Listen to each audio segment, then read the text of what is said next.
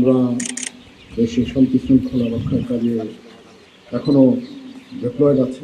2024 সালে 20শে জুলাই থেকে আমরা এই কাজ করে যাচ্ছি, এখনও আছি। এখনো 16-17 হাজার তারা বাংলাদেশের 62টা জেলায় আছে। তো আমরা অনেক সৈনিক আমরা উইথড্র করেছি, বাট এখনো সম্পূর্ণ উইথড্র হয়নি।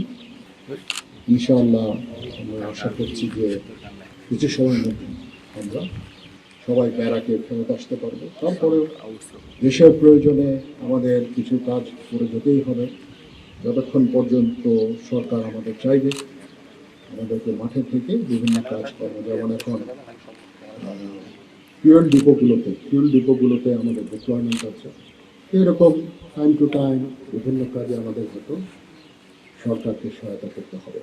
তারপরেও মোটা দাগে আমাদের যে প্রধান কাজ ক্যান্টনমেন্টে ফেরত এসে প্রশিক্ষণ করা, যুদ্ধের জন্য প্রস্তুতি, আমাদের নিজস্ব যেই পদ্ধতি আছে, নিজস্ব ওয়ে আছে, সেগুলোকে আস্তে আস্তে আমাদের শুরু করতে হবে। ওই জন্য ফায়ারিং অত্যন্ত গুরুত্বপূর্ণ। আমরা এতদিন ফায়ারিং সেভাবে করতে পারিনি, এখন ফায়ারিং কম্পিটিশন হলো।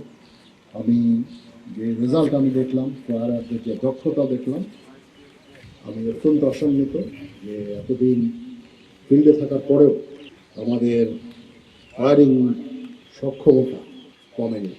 এটা একটা ভালো লক্ষণ। আমাদের আস্তে আস্তে এরকম আরও ট্রেনিং ইভেন্টগুলো আস্তে আস্তে শুরু করতে হবে এবং আমাদের যে কাজ প্রশিক্ষণ, যুদ্ধের জন্য প্রস্তুতি, সেনাবাহিনীকে যুদ্ধের জন্য প্রস্তুত রাখা, এটা মোরাল ঠিক রাখা, ডিসিপ্লিন ঠিক রাখা, সেই কাজগুলো আমরা শুরু করছি ইনশাআল্লাহ। আমি মনে করি যে প্রত্যেকটা ফিল্ড কমান্ডারের কাজ হচ্ছে ফিল্ডে ট্রুপদের সাথে ইন্টারাকশন করা, তাদের সাথে ট্রেনিংয়ে থাকা।